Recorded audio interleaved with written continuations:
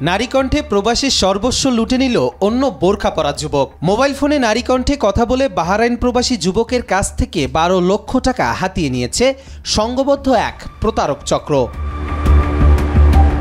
ঘটনাটি ঘটেছে গাইবান্ধার সাদুল্লাপুর উপজেলার জামালপুর ইউনিয়নের খোদরসুলপুর গ্রামে। সর্বস্ব খুইয়ে পথের ভিখারি বনে যাওয়া বাহরাইন প্রবাসী ওমর ফারুক ব্রাহ্মণবাড়িয়ার কসবা উপজেলার কামালপুর গ্রামের বাসিন্দা। 1 বছর পূর্বে সামাজিক যোগাযোগ মাধ্যম ফেসবুকে নারী সম্বলিত ফেক অ্যাকাউন্ট খোলেন প্রতারক চক্র।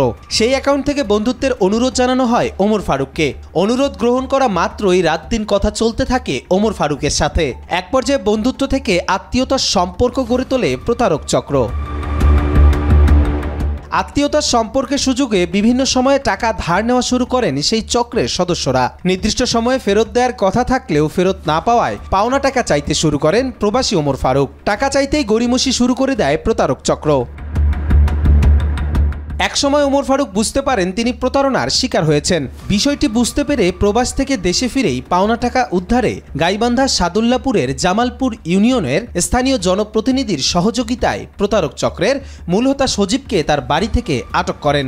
বিষয়টির সত্যতা যাচাই করে স্থানীয় ইউপি চেয়ারম্যান মূল হোতা সজীবকে পুলিশের নিকট হস্তান্তর করেন।